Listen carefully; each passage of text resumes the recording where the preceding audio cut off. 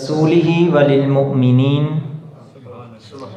آمنت بالله صدق الله العظيم وصدق رسوله النبي الأمين الكريم ونحن على ذلك لمن الشاهدين والشاكرين والحمد لله رب العالمين إن الله وملائكته يصلون على النبي يا أيها الذين آمنوا صلوا عليه وسلموا تسلیما۔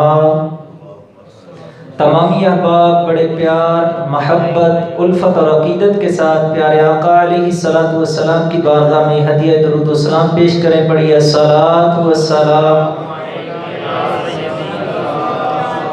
وعلی آلک واصحابک یا سیدی یا حبیب اللہ۔ ذرا محبت کے ساتھ پڑھیں الصلاۃ والسلام علیک یا سیدی یا جد الحسن والحسین۔ حضرات ذی وقار، ہمارے لجپال آقا علیہ الصلوۃ والسلام وہ ہیں، ہمارے پیارے آقا علیہ الصلوۃ والسلام وہ ہیں جو طائف کے بازاروں میں پتھر مارنے والوں کو ہدایت کی دعا دیتے ہیں۔ تو جو پتھر مارنے والوں کو ہدایت کی دعا دیتے ہیں، تو جو ان کی بارگاہ میں ہدیہ درود و سلام پڑھتے ہیں یا نذرانہ درود و سلام پیش کرتے ہیں، میرے آقا ان کو کیسے نوازتے ہوں گے؟ ذرا محبت کے ساتھ پڑھیے الصلاۃ والسلام۔ ابھی بھی کچھ زبانیں خاموش نظر آ رہی ہیں۔ مشکلوں نے جو تم کو گھیرا ہے تو درود پڑھو، مشکلوں نے جو تم کو گھیرا ہے تو درود پڑھو، حاضری کی جو تمنا ہے تو درود پڑھو، کیونکہ یہ نام کوئی کام بگڑنے نہیں دیتا بلکہ بگڑے بھی بنا دیتا ہے۔ بس نام محمد صلی اللہ علیہ وسلم۔ ذرا محبت سے پڑھیے الصلاۃ والسلام۔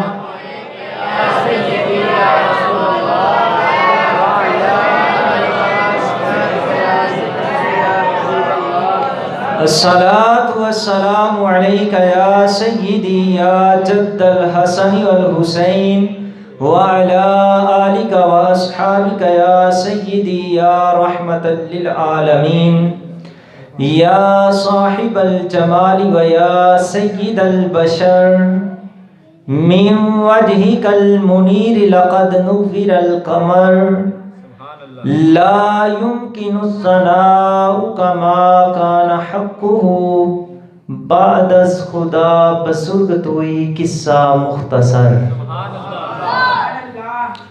اللہ تعالیٰ کی حمد و ثنا اور اس کے پیارے حبیب کبریا، شب اسرا کے دولہ، باعث ارض و سما، والی مدینہ، راحت قلب و سینہ، راحت قلب و جان، جانے کائنات بلکہ جانے جہان کائنات، آپ کی بارگاہ بے کس پناہ میں ہدیہ درود و سلام عرض کرنے کے بعد، حضرات ذی وقار، اللہ رب العزت کا لاکھ لاکھ شکر ہے جس کے فضل اور توفیق کے ساتھ میں اور آپ اس بابرکت محفل پاک میں حاضری کا شرف حاصل کر رہے ہیں۔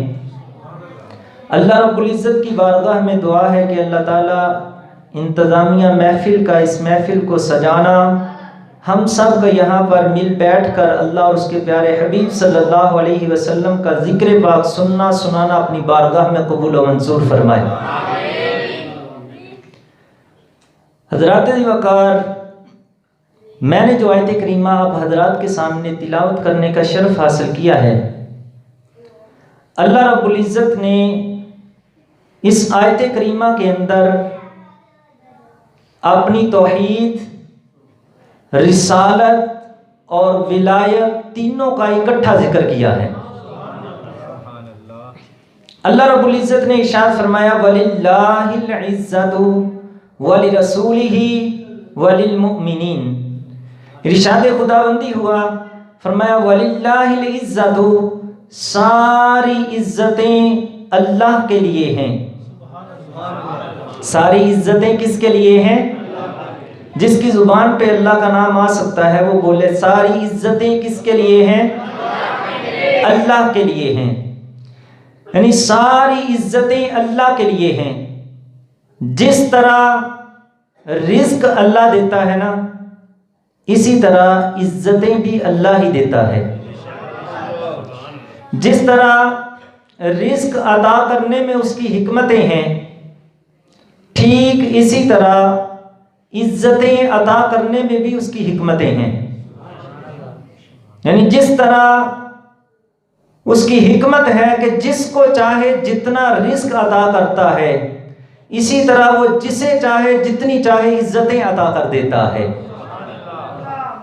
وَلِلَّهِ الْعِزَّةُ، ساری عزتیں اللہ کے لیے ہیں۔ اور ہمارا عقیدہ بڑا ہی پیارا عقیدہ کہ ہمارے گھر میں اگر کوئی بچہ پیدا ہوتا ہے نا تو ہم اس کے کان میں سب سے پہلے اذان پڑھتے ہیں، اللہ اکبر، یعنی اللہ سب سے بڑا ہے، یعنی اللہ تعالیٰ کی کبریائی کا اعلان کرتے ہیں۔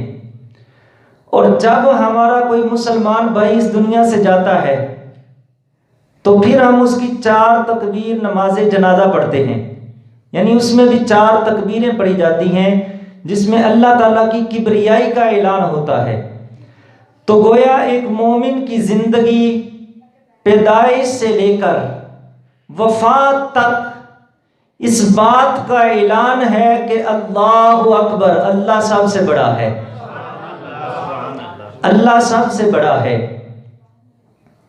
اور جب ہم نماز پڑھتے ہیں، نماز کی حالت میں جب ہم رکوع میں جاتے ہیں تو کیا پڑھتے ہیں؟ سبحان ربی۔ جو نماز پڑھتے ہیں وہ بولیں سبحان ربی العظیم، یعنی پاک ہے میرا رب جو بڑی عظمتوں والا ہے، جو بڑا عظیم ہے۔ اور اسی طرح جب ہم سجدے میں جاتے ہیں تو پڑھتے ہیں سبحان ربی، سبحان ربی الاعلی، کہ پاک ہے میرا رب جو بڑا بلند ہے، جو سب سے اعلیٰ ہے۔ یعنی اللہ رب العزت نے یہی ارشاد فرمایا وَلِلَّهِ الْعِزَّةُ، ساری عزتیں اللہ کے لیے ہیں۔ ساری عزتیں کس کے لیے ہیں؟ اللہ کے لیے ہیں۔ اب سوال یہ ہے کہ اللہ رب العزت کے لیے ساری عزتیں ہیں، کیا اللہ تعالیٰ کسی کو عزتیں عطا بھی کرتا ہے یا ساری عزتیں اس کے اپنے پاس ہی ہیں؟ تو ارشاد خداوندی ہوتا ہے، فرمایا وَتُعِزُّ مَن تَشَاءُ وَتُذِلُّ مَن تَشَاءُ، یعنی اللہ تعالیٰ جسے چاہتا ہے عزتیں عطا کرتا ہے، جسے چاہتا ہے ذلیل کر کے رکھ دیتا ہے۔ یہ اللہ تعالیٰ کی شان ہے، وہ جسے چاہتا ہے عزتیں عطا کرتا ہے۔ جب عزتوں کو تقسیم کرنے کی باری آئی نا تو اللہ رب العزت نے جہاں اپنا ذکر کیا وَلِلَّهِ الْعِزَّةُ، ساتھ ہی اپنے پیارے محبوب کا ذکر کیا، فرمایا وَلِلَّهِ الْعِزَّةُ وَلِرَسُولِهِ، یعنی ساری عزتیں اللہ کے لیے ہیں اور اس کے رسول کے لیے ہیں۔ اسی لیے تو ہم کہتے ہیں بعدس خدا بزرگ توئی قصہ مختصر، یعنی اللہ تعالیٰ نے مخلوقات کو بنا کر ان کے اندر درجہ بندی رکھی ہے۔ اللہ تعالیٰ نے نباتات سے حیوانات کو افضل بنایا، حیوانات سے پھر انسان کو افضل بنایا، انسانوں میں سے پھر مسلمانوں کو افضل کر دیا، مسلمانوں میں سے پھر اولیاء اللہ افضل ہیں، اولیاء اللہ کے بعد مقام اور مرتبہ ہے صحابہ و اہل بیت کا، صحابہ و اہل بیت کے بعد انبیاء افضل ہیں، انبیاء کے بعد رسولوں کا مقام آتا ہے، اور رسولوں سے اولو العزم پیغمبر افضل ہیں۔ اولو العزم پیغمبروں کے بعد یعنی جہاں پر اولو العزم پیغمبروں کے مقام کی انتہا ہوتی ہے وہاں سے میرے اور آپ کے لجپال آقا کے مقام کی ابتدا ہوتی ہے، اور میرے اور آپ کے لجپال آقا کے مقام کی انتہا کو سوائے رب العالمین کہ کوئی نہیں جان سکتا۔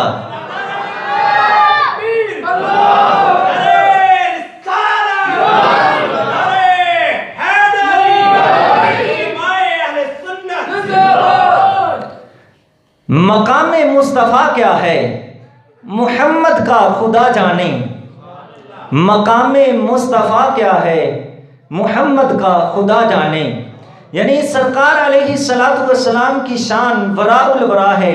یہاں پر اعلیٰ حضرت کا قلم بھی حرکت میں آتا ہے، وہ بھی تحریر کرتے ہیں سب سے اعلیٰ و اعلیٰ، جس کا عقیدہ ہے کہ ہمارا نبی سب سے اعلیٰ ہے وہ بولے گا سب سے اعلیٰ و اعلیٰ، ہمارا نبی سب سے بالا و اعلیٰ، ہمارا نبی خلق سے اولیاء، خلق سے اولیاء، اولیاء سے رسول، سب رسولوں سے اعلیٰ، سب رسولوں سے اعلیٰ۔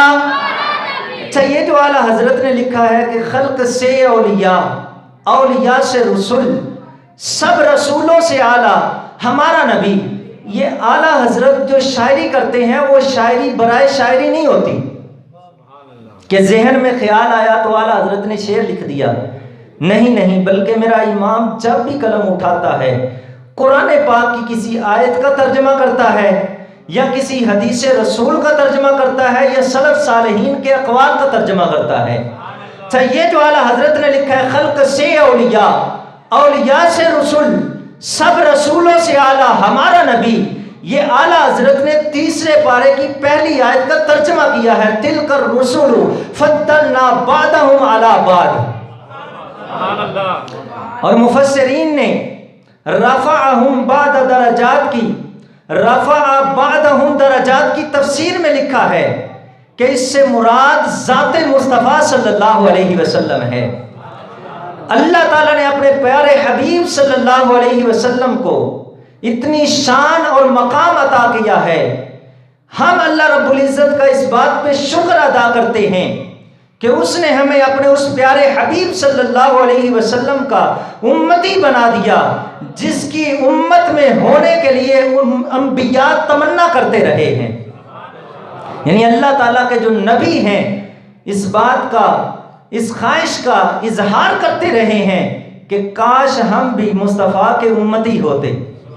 تو اللہ تعالیٰ نے ہمیں یہ نعمت بن مانگے عطا کر دی ہے، اور اللہ تعالیٰ نے ساری مخلوقات سے انبیاء کو افضل بنایا، اور انبیاء میں محمد الرسول اللہ صلی اللہ علیہ وسلم کو افضل بنایا۔ بڑا سادہ سا اگر عقیدہ بیان کیا جائے تو بات یہ ہے کہ خدا کے بعد خدا ہی جانتا ہے کہ مقام مصطفیٰ کیا ہے۔ حضرات ذی وقار پیارے آقا علیہ السلام کی بارگاہ میں نذرانہ عقیدت پیش کرتے ہوئے حضرت عمر فاروق رضی اللہ تعالیٰ عنہ یوں عرض گزار ہوتے ہیں کہ یا رسول اللہ صلی اللہ علیہ وسلم، آپ کے مقام اور مرتبے کی تو حد ہو گئی کہ اللہ رب العزت خالق کائنات ہو کر آپ کے مبارک قدموں سے لگنے والی خاک کی قسمیں قرآن میں بیان کرتا ہے۔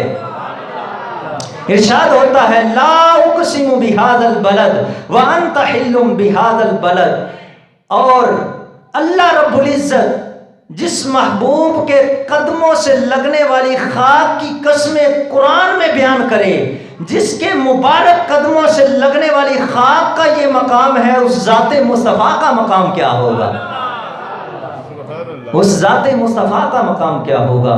اور حضرت ابو ہریرہ رضی اللہ تعالیٰ عنہ پیارے آقا علیہ السلام کی بارگاہ میں نذرانہ عقیدت پیش کرتے ہوئے عرضگزار ہوتے ہیں کہ یا رسول اللہ صلی اللہ علیہ وسلم، آپ کے مقام اور مرتبے کی تو انتہا ہو گئی کہ اللہ تعالیٰ نے کسی شخص کی حیاتی کی کبھی قسم نہیں اٹھائی، واحد آپ کی ذات ہے کہ جس کی ساری حیاتی کی قسم اللہ تعالیٰ قرآن میں بیان کرتا ہے۔ اور حضرت علی المرتضیٰ شیر خدا رضی اللہ تعالیٰ عنہ فرماتے ہیں کہ امام الانبیاء علیہ السلام کی صفت و ثنا کرنے والا، پیارے آقا علیہ السلام کی شان بیان کرنے والا، جتنی مرضی حضور کی شان بیان کر لے، اسے آخر میں یہ اقرار کرنا پڑے گا کہ یقول نائتہ لم ار مثلہ ولا بعدہ، یا رسول اللہ صلی اللہ علیہ وسلم میں آپ کی کون سی صفت و ثنا بیان کروں، بس یہی کہتا ہوں کہ آپ جیسا نہ کوئی آپ سے پہلے آیا ہے نہ آپ کے بعد کوئی آئے گا، نہ آپ جیسا آپ سے پہلے کوئی آیا ہے نہ آپ کے بعد آئے گا۔ اور اسی کی تفسیر کرتے ہوئے علماء فرماتے ہیں کہ پیارے آقا علیہ السلام کی جتنی مرضی کوئی بندہ صفت و ثنا کر لے، پیارے آقا کی جتنی مرضی شانیں بیان کر لے، اسے آخر میں یہ اقرار کرنا پڑے گا کہ یا رسول اللہ صلی اللہ علیہ وسلم میری کیا اوقات ہے کہ میں آپ کی صفت و ثنا بیان کر سکوں، میری کیا اوقات ہے میں آپ کی صفت و ثنا بیان کر سکوں، میں تو صرف یہی کہہ سکتا ہوں کہ اللہ تعالیٰ نے اپنی ساری خدائی میں محمد صرف ایک ہی بنایا ہے، اپنی ساری خدائی میں محمد صرف ایک ہی بنایا ہے۔ اور حضرت حسان بن ثابت رضی اللہ تعالیٰ عنہ پیارے آقا علیہ السلام کی صفت و ثنا بیان کرتے ہوئے عرض گزار ہوتے ہیں، پیارے آقا علیہ السلام کی صفت و ثنا بیان کرتے ہیں، وَأَحْسَنُ مِنْكَ لَمْ تَرَ قَطُّ عَيْنِي وَأَجْمَلُ مِنْكَ لَمْ تَلِدِ النِّسَاءُ خلقت مبرأ من كل عیب کأنک قد خلقت کما تشاء وَأَحْسَنُ مِنْكَ لَمْ تَرَ قَطُّ عَيْنِي۔ عرض کرتے ہیں یا رسول اللہ صلی اللہ علیہ وسلم آپ سے زیادہ حسین میری آنکھ نے کوئی دیکھا ہی نہیں ہے۔ وَأَجْمَلُ مِنْكَ لَمْ تَلِدِ النِّسَاءُ، یا رسول اللہ میری آنکھ دیکھ بھی کیسے سکتی ہے، آپ جیسا حسین کسی ماں نے جنا ہی نہیں ہے۔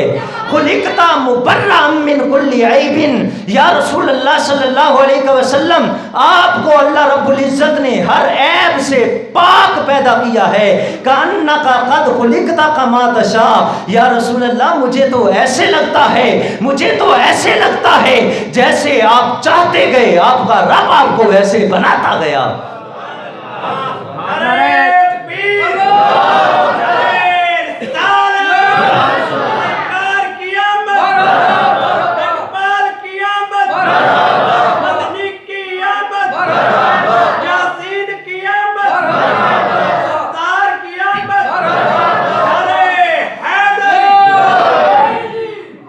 حضرت حسان بن ثابت رضی اللہ تعالیٰ عنہ کہنا یہ چاہتے ہیں کہ جیسے آپ چاہتے گئے آپ کا رب آپ کو ویسے بناتا گیا۔ گویا حضرت حسان بن ثابت کا عقیدہ یہ ہے کہ اللہ تعالیٰ نے آپ سے پوچھ پوچھ کے آپ کو بنایا ہے۔ گویا حضرت حسان بن ثابت کہنا یہ چاہتے ہیں کہ اللہ تعالیٰ نے پوچھا ہوگا اے محبوب بتا تیرا چہرہ کیسے بناؤں، تو آگے سے آپ نے جواب دیا ہوگا مولا میرا چہرہ ایسے بنا کہ میں چہرہ آسمان کی طرف اٹھاؤں، تو رب العالمین قرآن کی آیتیں نازل کر دے، قد نرا تقلب وجہک فی السماء فلنولینک قبلۃ ترضاها۔ اے محبوب پیارے ہم تیرا چہرہ آسمان کی طرف اٹھتا ہوا دیکھ رہے ہیں، اے محبوب جدھر تیرا دل کرتا ہے اپنا چہرہ اسی طرف کر لے، ہم اسی کو تیرا قبلہ بنا دیں گے، ہم اسی کو تیرا قبلہ بنا دیں گے۔ گویا حضرت حسان کہنا یہ چاہتے ہیں کہ اللہ تعالیٰ نے پوچھا ہوگا اے محبوب بتا تیرا چہرہ کیسے بناؤں، تو آگے سے آپ نے جواب دیا ہوگا مولا میرا چہرہ ایسا بنا کہ چہرہ آسمان کی طرف اٹھاؤں تو قبلہ بدل دے۔ گویا حضرت حسان کہنا یہ چاہتے ہیں کہ اللہ تعالیٰ نے پوچھا ہوگا اے محبوب بتا تیری انگلی کیسے بناؤں، تو آگے سے آپ نے جواب دیا ہوگا مولا انگلی ایسے بنا کہ آسمان کی طرف اٹھاؤں تو آسمان کے چاند کے 2 ٹکڑے کر کے میرے قدموں میں بھیج دے۔ گویا حضرت حسان کہنا یہ چاہتے ہیں کہ اللہ تعالیٰ نے پوچھا ہوگا اے محبوب بتا تیری آنکھیں کیسے بناؤں، تو آگے سے آپ نے جواب دیا ہوگا مولا میری آنکھیں ایسی بنا کہ جسے میں ایک دفعہ محبت سے دیکھ لوں وہ میرا صحابی بن جائے۔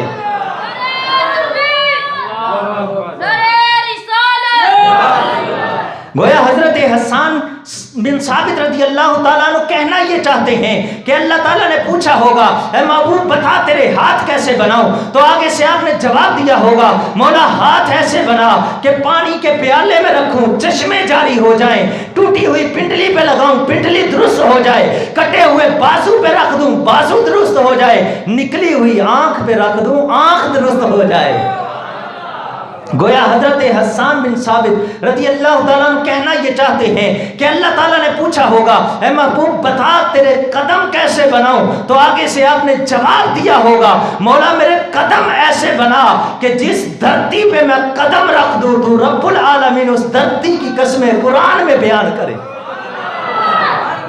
اس دھرتی کی قسمیں قرآن میں بیان کرے۔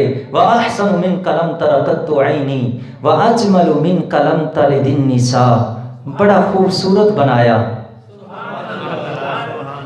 بڑا حسین و جمیل بنایا، بڑا پیارا بنایا اپنے محبوب کو۔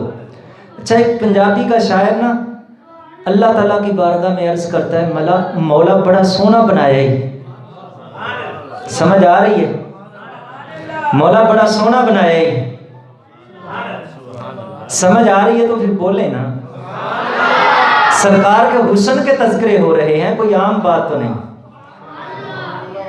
اللہ رب العزت کی بارگاہ میں عرض کرتا ہے مولا بڑا سونا بنایا ہی، بڑا پیارا بنایا ہی، بڑا لاڈلا بنایا ہی، بڑا حسین و جمیل بنایا ہی۔ تو پھر اللہ تعالیٰ کی طرف نہ جواب دیندہ ہے کہ اتنا سونا کیوں بنایا ہے، اتنا حسین و جمیل کیوں بنایا ہے، اتنا خوبصورت کیوں بنایا ہے؟ کہندہ اے میرا محبوب ہے آخر، اے میرا محبوب ہے آخر، انجدہ با کمال ہوئے مثال اجمے میں اپنی ایدی اپنی ایک مثال ہوئے مکمل کر لیا نقشہ، جدو معمار ازلی نے سراپا سامنے رکھ سوچیا مختار ازلی نے کہ کھڈونے بھی تے چاہی دینے اس سونے دے کھڈامل لے، پھر ساری خلقت بنا چھوڑی محمد دے برامل لے۔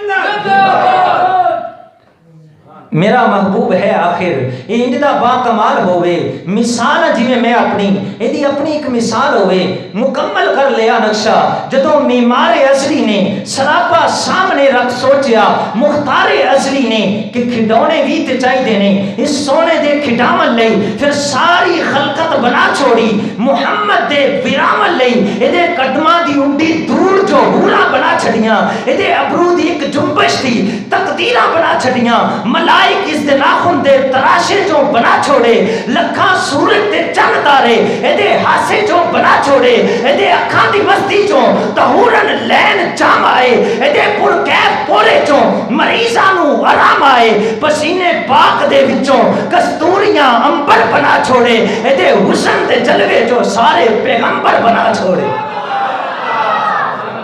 ایدے حسن دے جلوے جو سارے پیغمبر بنا چھوڑے۔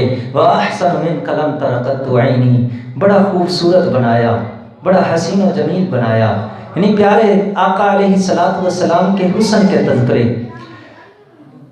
ایک حضور علیہ السلام کے پیارے صحابی ہیں حضرت مرارہ رضی اللہ تعالیٰ عنہ۔ حضرت مرارہ رضی اللہ تعالیٰ عنہ فرماتے ہیں کہ میں ایک دن مسجد نبوی شریف میں داخل ہوا، عالم یہ تھا کہ رات کا وقت تھا، 14ویں کا چاند چمک رہا تھا، 14ویں کا چاند چمک رہا تھا اور دیواروں پہ روشنی تھی، در و دیوار روشن تھے۔ تو حضرت مرارہ صحابی رسول فرماتے ہیں کہ میں یہ سوچنے پہ مجبور ہو گیا کہ یہ جو روشنی مجھے نظر آ رہی ہے یہ 14ویں کے چاند کی ہے یا آمنہ کے لال کی ہے؟ روایت کرندہ ہے ابن مرارہ، میں ایک شخص ڈٹھا محمد پیارا، چنو 14ویں سی تے کوئی ستارہ، میں دوہاں نو دیکھاں دوبارہ، میں دوہاں نو دیکھاں دوبارہ، خدا دی قسم چن متم دسے وے محمد دا چہرہ سونا نظر آوے، محمد دا چہرہ سونا نظر آوے۔ یعنی حضور علیہ السلام کے حسن کے تذکرے۔ پیارے آقا علیہ السلام نے ایک مرتبہ سیر کرتے ہوئے مدینہ منورہ سے باہر کہیں تشریف لے گئے، اور حضور نبی کریم علیہ السلام نے دیکھا وہاں پہ ایک قافلے والوں نے پڑاؤ کیا ہوا تھا، کوئی قافلہ وہاں پہ ٹھہرا ہوا تھا، اور قافلے والوں کے اونٹ چر رہے تھے۔ ان اونٹوں میں سے ایک سرخ رنگ کا اونٹ ہمارے لجپال آقا علیہ السلام کو پسند آ گیا۔ حضور نبی کریم علیہ السلام قافلے والوں سے پوچھتے ہیں کہ اے قافلے والوں، اس اونٹ کو بیچتے ہو؟ تو وہ کہنے لگے ہاں بیچتے ہیں۔ پتہ نہیں ان کا ارادہ بیچنے کا تھا یا نہیں۔ سرکار نے پوچھا بیچتے ہو؟ تو کہنے لگے ہاں بیچتے ہیں۔ کتنے کا؟ اتنے کا۔ قیمت طے ہو گئی۔ حضور نبی کریم علیہ السلام نے فرمایا دیکھو میں کوئی تاجرانہ غرض سے تو باہر آیا نہیں تھا، میں تو سیر کرنے کے لیے نکلا تھا، اونٹ مجھے پسند آ گیا، لہذا اونٹ میرے حوالے کر دو، میں اپنے شہر جا کے تمہیں اس کی قیمت بیچ دیتا۔ انہوں نے اونٹ سرکار کے ہاتھ میں پکڑا دیا۔ پیارے آقا علیہ السلام اونٹ کو لے کر چل دیے۔ جتنی دیر تو ان کو نظر آتے رہے وہ کھڑے ہو کر حضور علیہ السلام کی پیاری چال دیکھتے رہے۔ جب سرکار نظروں سے اوجھل ہو گئے تو انہوں نے اپنے سینوں پہ ہاتھ رکھا، کچھ دیر سکتے میں رہے۔ تھوڑی دیر کے بعد سکتے سے باہر آئے تو ایک دوسرے سے پوچھنے لگے، کہنے لگے یار یہ ایک بندہ آیا اونٹ لے کے چلا گیا، بتاؤ تم میں سے کوئی اسے جانتا بھی ہے؟ کوئی تم میں سے اسے جانتا بھی ہے؟ کوئی سے ایڈریس پوچھا ہے؟ اس کا کوئی نام پتہ معلوم ہے تم کو؟ اتنا قیمتی اونٹ دے دیا۔ تو سارے کہنے لگے یار ہمیں تو اس کے بارے میں کچھ علم نہیں ہے کہ یہ کون تھا، کہاں سے آیا تھا۔ تو قافلے والے کہنے لگے کیونکہ یہ ایک دستور ہے کہ جب ہم کسی سے نقد لین دین کرتے ہیں تو اس وقت اس کی ذات پات عطا پتہ پوچھنے کی کوئی ضرورت نہیں ہوتی، لیکن جب کسی کے ساتھ ادھار لین دین کرتے ہیں تو یا تو اسے جانتے ہوتے ہیں یا پھر کوئی چیز گروی رکھتے ہیں یا کوئی ضامن دیتے ہیں۔ تین ہی باتیں ہیں، یعنی یا اسے جانتے ہوتے ہیں یا کوئی چیز گروی رکھتے ہیں یا ضامن دیتے ہیں۔ تو کہنے لگے یار نہ اس نے کوئی ضامن دیا، نہ اس نے کوئی چیز گروی رکھی، نہ ہم میں سے اسے کوئی جانتا ہے۔ ایک بندہ آیا اپنے حسن کا جادو جگا کے قیمتی اونٹ لے کے چلا گیا، کسی نے اس کا نام پتہ بھی نہیں پوچھا۔ تو ایک ان میں سے کہنے لگا یار تم کیا کہتے ہو کہ میں اس کا نام پتہ پوچھتا؟ میں تو اس کی پیاری پیاری آنکھوں کو دیکھ رہا تھا، کیا خوب سجن دی آنکھیاں نے جنہیں بھر کے سرائیاں رکھیاں نے۔ تو اجے میرا محبوب نہیں ڈٹھا جنوں ویکھ کے چن شرماوے، ادھی راتی دن چڑھ جاوے، جے سونا مخ تو نقاب اٹھاوے، جے وہ نکلے سیر چمن دی سارا گلشن سیس نواوے، دھرتی لف لف جاوے، جے ہاتھ سونا پھلاں وچ رکھدا ہاتھ پھلاں تو ود جاوے، نین نشیلے مست رسیلے وچ سونا کجل سہاوے، آنکھ اگڑے تے انج پیا جاوے جویں میں خانہ کھل جاوے، توبہ توبہ حسن سرندا جال نہ جلی جاوے، بجلی ڈردی لشک نہ مارے متا بے ادبی ہو جاوے، جیو کھولے پیچ زلف دے تے راہی راہ پل جاوے، راہی راہ پل جاوے، کھل خودے نے مولی دنیا کوئی ورلہ جان بچاوے، آزم ایڈا سونا ماہی سانو کترے نظر نہ آوے، آزم ایڈا سونا ماہی سانو کترے نظر نہ آوے۔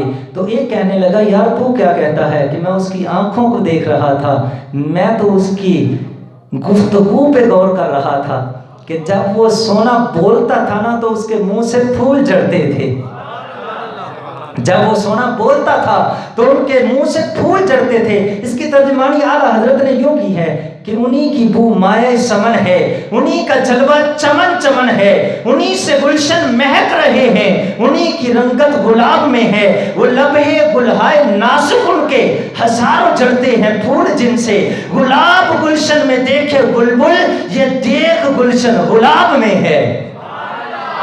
یہ دیکھ گلشن غلام میں ہے. اور ایک کہنے لگا کہ تم کیا کہتے ہو کہ میں اس کا پتہ پوچھتا, اور تو کیا کہتا ہے کہ میں اس کی آنکھیں دیکھ رہا تھا, اور تو کیا کہتا ہے میں اس کی گفتگو پہ غور کر رہا تھا. ارے مجھ سے پوچھو, میں تو اس کی کنڈل کنڈل زلفوں کے پیچ و خم میں گم ہو گیا تھا.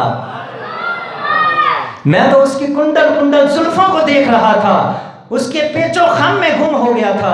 اس کی ترجمانی بھی اعلیٰ حضرت کرتے ہیں, لم یاتی نظیروں کا فی نظرین مثلے تو نشد پیدا جانا جگ رات کو تاج تورے سرزو ہے تجھ کو شہد و سرا جانا انا فی اتشم و سخاقاتم اے گیسوئے پاک ہے ابر کرم, اے گیسوئے پاک ہے ابر کرم برسن ہارے رم جم دو بوند ادھر بھی گرا جانا.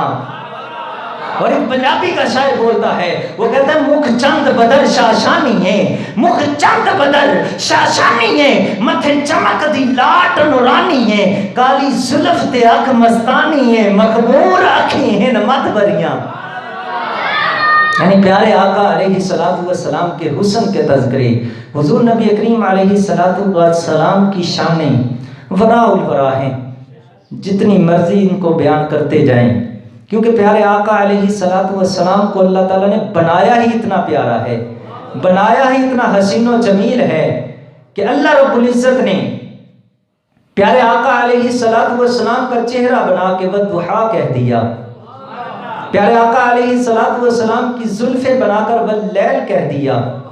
اچھا, حضور نبی کریم علیہ السلام کی حیات طیبہ میں نا ایک وقت ایسا بھی آیا کہ نبی کریم علیہ السلام پہ جو وحی آتی تھی نا, وحی آنا بند ہو گئی, وحی کا سلسلہ کچھ وقت کے لیے موقوف ہو گیا. تو کفار مکہ نے پیارے آقا علیہ السلام کو تانے دینے شروع کر دیے کہ اے محمد, تو کہتا تھا کہ میرے پاس رب کا پیغام آتا ہے, میرے پاس فرشتہ آتا ہے, اللہ کا پیغام لے کے آتا ہے, اب بتا وہ فرشتہ کیوں نہیں آتا؟ اب تیرے رب نے تجھے چھوڑ دیا ہے, تیرے رب نے تجھے چھوڑ دیا ہے. اور ایک دن تو حد ہو گئی کہ جمیل ابو لہب کی بیوی دار ارقم میں پیارے آقا علیہ السلام تشریف فرما تھے, وہ دار ارقم کے دروازے پہ آئی اور یوں ہاتھ دونوں اس نے دروازے پہ رکھ کے نا تو کہنے لگی ہے محمد اب تیرا کیا خیال ہے, اب تیرا کیا خیال ہے؟ معاذ اللہ وہ کہنے لگی کہ وہ جو شیطان تیرے پاس وحی بھیجتا تھا اب اس نے وحی بھیجنا بند کر دی ہے. تو سرکار علیہ السلام کی آنکھوں میں آنسو جاری ہو گئے. اللہ رب العزت کی بارگاہ میں عرض کرتے ہیں, مولا لوگوں نے مجھے طائف کے بازاروں میں پتھر مارے, میں نے برداشت کیا, لوگوں نے میرے اوپر اوچھلیاں پھینکی, میں نے برداشت کیا, لوگوں نے مجھے جادوگر کہا, میں نے برداشت کیا, لیکن مولا تیری شان کے بارے میں کوئی بندہ زبان درازی کرے یہ مجھ سے برداشت نہیں ہوتا. ابھی سرکار علیہ السلام کی التجا ختم نہیں ہوئی تھی کہ اللہ رب العزت نے جبریل کو بھیج دیا. جبریل وحی لے کے آئے, والضحیٰ واللیل اذا سجا, محبوب تیرے چہرے کی قسم, واللیل اذا سجا, محبوب تیری زلفوں کی قسم, والضحیٰ واللیل اذا سجا, ما ودعک ربک وما قلی, محبوب تیرے چہرے کی قسم, تیری زلفوں کی قسم, ہم نے تجھے چھوڑا نہیں ہے, تجھ سے تعلق توڑا نہیں ہے, ہم نے تجھے چھوڑا نہیں ہے, تجھ سے تعلق توڑا نہیں ہے. حضرات ذی وقار, اللہ تعالیٰ نے بات تو یہ کرنی تھی کہ اے محبوب میں نے تجھے چھوڑا نہیں ہے, تجھ سے تعلق توڑا نہیں ہے. تو اللہ تعالیٰ نے پیارے محبوب کے چہرے کا ذکر کیوں کیا, سرکار کی زلفوں کا ذکر کیوں کیا؟ بات تو یہ کرنی تھی کہ اے محبوب ہم نے تجھے نہیں چھوڑا, ہم نے تیرے ساتھ تعلق نہیں توڑا. تو سرکار کے چہرے کا ذکر کیوں کیا, سرکار کی زلفوں کا ذکر کیوں کیا؟ تو حضرات ذی وقار بزرگ لکھتے ہیں کہ جب کوئی بندہ کسی سے محبت کرتا ہے, محبت کرنے والے کو کہتے ہیں محب, اور جس سے محبت کی جاتی ہے اسے محبوب کہتے ہیں.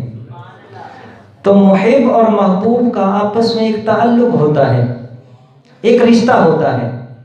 تو جب کچھ وقت کے لیے محب اپنے محبوب سے رابطہ نہ کرے, تعلق ختم کر دے, تو لوگ محبوب کو تانے دیتے ہیں کہ بڑے نعرے لگاتا تھا یار کہیں، اب اس نے تجھے چھوڑ دیا ہے نا، اب نے اس نے تیرے ساتھ تعلق توڑ لیا ہے نا۔ تو محب کو پتہ چلتا ہے، وہ اپنے محبوب کے پاس آتا ہے، محبوب کو سامنے بٹھا کے کہتا ہے یار تو نے کن لوگوں کی باتوں کا دل پہ اثر لے لیا ہے، یہ تیرا چہرہ ہے کہ اسے چھوڑا جا سکے؟ تو اللہ رب العزت فرما رہا ہے، فرمایا وَالضُّحَىٰ وَاللَّيْلِ اِذَا سَجَىٰ، محبوب تیرے چہرے کی قسم، وَاللَّيْلِ اِذَا سَجَىٰ، محبوب تیری زلفوں کی قسم، اے محبوب ہم نے تیرا اتنا پیارا، اتنا حسین و جمیل چہرہ اس لیے تو نہیں بنایا تھا کہ ہم نے اسے بنا کے چھوڑ دینا تھا۔ اے محبوب ہم نے تیرے چہرے کو بنا کر والضحیٰ کہہ دیا، تیری زلفوں کو بنا کر واللیل کہہ دیا، اے محبوب ہم نے تیری آنکھیں بنا کر الم نجعل لہ عینین کہہ دیا، ہم نے تیری پلکیں بنا کر ما زاغ البصر کہہ دیا، تیری پیشانی بنا کر طٰہٰ کہہ دیا، تیرا سینہ بنا کر الم نشرح لک صدرک کہہ دیا۔ اے محبوب تیرا چہرہ گواہ، تیری زلفیں گواہ، ہم نے تجھے چھوڑا نہیں ہے، تجھ سے تعلق توڑا نہیں ہے، ہم نے تجھے چھوڑا نہیں ہے، تجھ سے تعلق توڑا نہیں ہے۔ حضرت دی وقار سرکار علیہ الصلوۃ والسلام کی شانیں بیان کرتے رہیں، زندگیاں ختم ہو سکتی ہیں، سرکار کی شانیں ختم نہیں ہو سکتی، کیونکہ سرکار علیہ الصلوۃ والسلام کو اللہ نے اتنے مقام اور مرتبے عطا کیے ہیں۔ سرکار کی ایک شان اللہ رب العزت نے قرآن میں بیان فرمائی، وما ارسلناک الا رحمۃ للعالمین۔ حضرات دی وقار اللہ رب العزت نے حضور علیہ الصلوۃ والسلام کی یہ شان بیان کی نا، وما ارسلناک الا رحمۃ للعالمین، اے محبوب ہم نے تجھے تمام جہانوں کے لیے رحمت بنا کے بھیجا ہے۔ اچھا، اس رحمت کے حوالے سے چند آیات بینات آپ کے سامنے پیش کر کے میں اجازت چاہوں گا۔ حضرات دی وقار اللہ رب العزت قرآن میں ارشاد فرماتا ہے، فرمایا فلولا فضل اللہ علیکم ورحمتہ لکنتم من الخاسرین، فرمایا اے لوگو اگر تم پہ اللہ کا فضل نہ ہوتا، اگر تم پہ اللہ کی رحمت نہ ہوتی تو تم نقصان اٹھانے والوں میں سے ہو جاتے۔ اگر تم پہ اللہ کا فضل نہ ہوتا، اللہ کی رحمت نہ ہوتی تو تم نقصان اٹھانے والوں میں سے ہو جاتے۔ مولا سمجھانا کیا چاہتا ہے؟ تو ارشاد خداوندی ہوتا ہے، فرمایا یہ جو تم آباد ہونا تو میری رحمت کی وجہ سے آباد ہو، اگر میری رحمت نہ ہوتی تو برباد ہو جاتے، تم اجڑ جاتے۔ یہ جو تم آباد ہوئے ہو تو میری رحمت کی وجہ سے آباد ہو۔ اچھا، اللہ رب العزت قرآن پاک میں دوسرے مقام پہ ارشاد فرماتا ہے، قل یا عبادی الذین اسرفوا علی انفسہم لا تقنطوا من رحمت اللہ، فرمایا اے لوگو آج بھی اگر تم میں سے کسی سے کوئی کمی کوتاہی ہو جائے، کوئی پریشانی بن جائے، کوئی مشکل پیش آ جائے تو لا تقنطوا من رحمت اللہ، میری رحمت سے نا امید نہیں ہونا، میری رحمت ہے نا۔ اچھا، اللہ رب العزت سورہ نور کے اندر ارشاد فرماتا ہے، فرمایا فلولا فضل اللہ علیکم ورحمتہ وان اللہ تواب حکیم، فرمایا اگر میری رحمت نہ ہوتی تو میں کسی کی توبہ قبول ہی نہ کرتا، اگر میری رحمت نہ ہوتی تو میں توبہ قبول ہی نہ کرتا۔ اب ہر بندہ گھر جا کے غور کرے کہ اللہ رب العزت نے کس کی توبہ قبول کی ہے اور کس کی وجہ سے تو قبول کی ہے۔ فرمایا فلولا فضل اللہ علیکم ورحمتہ، اگر میری رحمت نہ ہوتی تو میں توبہ قبول ہی نہ کرتا۔ میں اشارہ دیا چلتا ہوں، فرمایا فتلقى آدم من ربہ کلمات فتاب علیہ انہ هو التواب الرحیم، فرمایا اگر میری رحمت نہ ہوتی تو میں توبہ قبول ہی نہ کرتا۔ کس کی توبہ قبول ہوئی اور کس کی وجہ سے قبول ہوئی؟ اچھا، اللہ رب العزت نے سورہ نور کی 21 نمبر آیت میں ارشاد فرمایا، فرمایا فلولا فضل اللہ علیکم ورحمتہ ما زکا منکم احدا ابدا، فرمایا اگر میری رحمت نہ ہوتی، میں اپنی رحمت نہ بھیجتا تو تم میں سے کوئی بھی کبھی بھی پاک نہیں ہو سکتا تھا۔ یہ جو تم پاک ہوئے ہو تو میری رحمت کی وجہ سے پاک ہو۔ تمہارا کیا خیال ہے کہ ہمیں پانی پاک کرتا ہے؟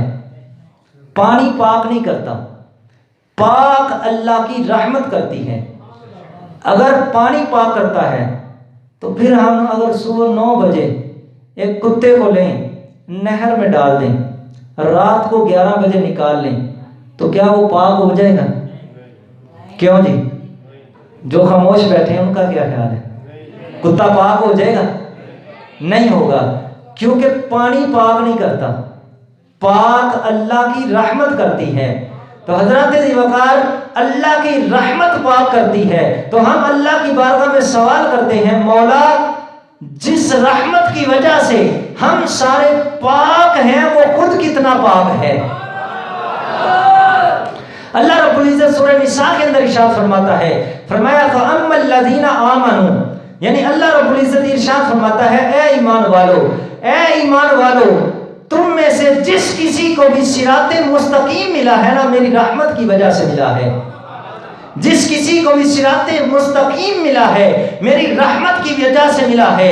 اللہ رب العزت فرما رہا ہے کہ تمہاری توبہ قبول ہوتی ہے تو میری رحمت کی وجہ سے قبول ہوتی ہے۔ اگر میں تمہیں پاک کرتا ہوں تو اپنی رحمت کی وجہ سے پاک کرتا ہوں۔ یہ جو تم آباد ہوئے ہو تو میری رحمت کی وجہ سے آباد ہوئے ہو۔ تم کو صراط مستقیم ملا ہے تو میری رحمت کی وجہ سے ملا ہے۔ اچھا، اللہ رب العزت سورہ ہود کے اندر ارشاد فرماتا ہے، فرمایا وَلَمَّا جَاءَ أَمْرُنَا، فرمایا ہمارا حکم تو آ چکا تھا، ہم نے عذاب بھیج دیا تھا، ہم جلال میں تھے، ہم نے اپنا عذاب بھیج دیا تھا، تو مولا پھر فرمایا وَنَجَّيْنَاهُ هُودًا وَالَّذِينَ آمَنُوا مَعَهُ بِرَحْمَةٍ مِنَّا، فرمایا ہم نے ہود کے ماننے والوں کو اپنے عذاب سے نجات اپنی رحمت کی وجہ سے دی ہے۔ ہود نبی کے ماننے والوں کو نجات اپنی رحمت کی وجہ سے دی ہے۔ آگے اللہ رب العزت ارشاد فرماتا ہے، فرمایا وَلَمَّا جَاءَ أَمْرُنَا، فرمایا ہمارا حکم تو آ چکا تھا، ہم جلال میں تھے، ہم نے اپنا عذاب بھیج دیا تھا، تو مولا پھر فرمایا وَنَجَّيْنَا صَالِحًا والذین آمنوا معہ برحمت منا، فرمایا ہم نے صالح نبی کے ماننے والوں کو نجات اپنی رحمت کی وجہ سے دی ہے۔ مولا سمجھانا کیا چاہتا ہے؟ فرمایا بات یہ ہے کہ صرف تم نہیں، تمہارے گھر نہیں، تمہارے شہر نہیں، پہلے نبیوں کی امتیں بھی اگر میرے عذاب سے بچی ہیں تو میری رحمت کی وجہ سے بچی ہیں۔ پہلے نبیوں کی امتیں بھی اگر میرے عذاب سے بچی ہیں تو میری رحمت کی وجہ سے بچی ہیں۔ اگر یہاں تک سمجھ آ گئی ہے تو میں ایک اور آیت پڑھنا چاہتا ہوں۔ جو قرآن کی آیت سننا چاہتے ہیں استقبال کریں، میں آیت پڑھتا ہوں۔ حضرات ذی وقار اللہ رب العزت نے اپنے پیارے کلیم حضرت موسیٰ علیہ السلام کو حکم دیا، فرمایا اذهب الى فرعون، اے موسیٰ فرعون کے ڈیرے پہ جا، انہو طغا، اس نے سرکشی اختیار کی ہے، وہ آپے سے باہر ہو چکا ہے۔ تو آگے سے موسیٰ نبی نے اللہ رب العزت کی بارگاہ میں دونوں ہاتھ اٹھا دیے، قال رب اشرح لی صدری، اے اللہ میرا سینہ کھول دے، قال رب اشرح لی صدری۔ حضرت موسیٰ علیہ السلام اللہ کی بارگاہ میں دعا کر رہے ہیں، مولا میرا سینہ کھول دے۔ اچھا، جو اللہ رب العزت کی بارگاہ میں ہاتھ اٹھا کے دعا کرے، قال رب اشرح لی صدری، اے اللہ میرا سینہ کھول دے، اے اللہ میرا سینہ کھول دے، وہ موسیٰ ہے جو اللہ تعالیٰ کا کلیم ہے، جو اللہ کی بارگاہ میں دعا کے لیے ہاتھ اٹھاتا ہے اور عرض کرتا ہے مولا میرا سینہ کھول دے، اسے کلیم اللہ کہتے ہیں، جسے اللہ رب العزت خود ارشاد فرمائے الم نشرح لک صدرک، اے محبوب ہم نے تیرا سینہ کھول دیا ہے، اسے حبیب اللہ کہتے ہیں، جسے اللہ تعالیٰ خود ارشاد فرمائے۔ تو موسیٰ نبی اللہ رب العزت کی بارگاہ میں سوال کرتے ہیں، قال رب اشرح لی صدری، اے اللہ میرا سینہ کھول دے،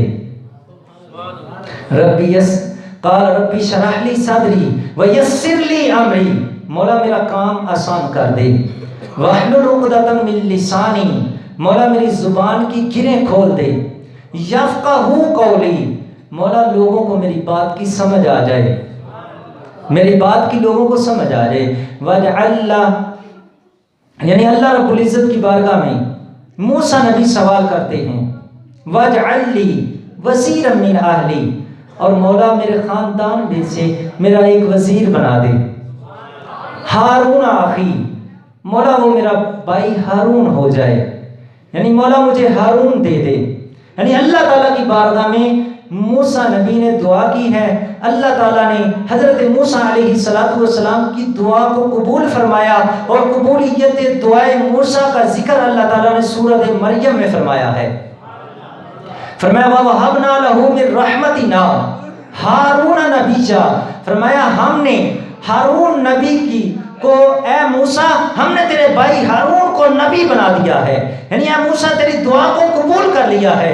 مولا کیا سمجھانا چاہتا ہے؟ فرمایا سنو، یہ تمہارا گاؤں، تمہارا شہر ہی نہیں، پہلے نبیوں کی امتیں ہی نہیں، میں نے پہلے نبیوں کی دعائیں بھی اگر قبول کی ہیں تو اپنی رحمت کی وجہ سے قبول کی. اچھا مولا یہ جو تیری رحمت ہے یہ ایک اسم ہے جو تجسس کرتا ہے ایک جسم کا. یہ ایک اسم ہے اور تجسس کرتا ہے ایک جسم کا. مولا ہم نے چھوٹے ہوتے ہوئے ای فار ایلیفنٹ پڑھا تھا، تو جب تک ہم نے چڑیا گھر جا کر اس کا جسم نہیں دیکھ لیا ہمیں تسلی نہیں ہوئی. مولا یہ تیری رحمت ایک اسم ہے جس سے ہمیں یہ پتہ چل رہا ہے کہ اس کی وجہ سے کائنات کا سارا نظام چل رہا ہے.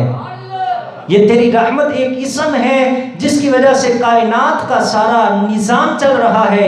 مولا اپنے اس اسم کا جسم تو ہمیں دکھا. تو اللہ رب العزت فرماتا ہے کہ کوئی لڑائی کی بات نہیں، کوئی جھگڑے کی بات نہیں. 12 ربیع الاول کی صبح، 12 ربیع الاول کی صبح آمینہ کی گود، مکے کی سرزمین، وما ارسلناک الا رحمتا للعالمین، میرا مصطفیٰ میری رحمت کا جسم بن کے تشریف لایا ہے. تو اسی کی وجہ سے ساری کائنات کا نظام چل رہا ہے. تو اعلیٰ حضرت فرماتے ہیں سرور کہوں کہ مالکو، مولا کہوں تجھے، باغ خلیل کا گل زیبا کہوں تجھے. تیرے وصف تو ہیں عیب تناہی سے ہیں بری، حیران ہوں میرے شاہ میں کیا کیا کہوں تجھے. لیکن رضا نے ختم سخن اس پہ کر دیا کہ مالک کا بندہ اور خلق کا مولا کہوں تجھے. تو اللہ رب العزت کی بارگاہ میں دعا ہے کہ اللہ تعالی ہمیں شان مصطفیٰ سمجھنے کی توفیق عطا فرمائے. وما علینا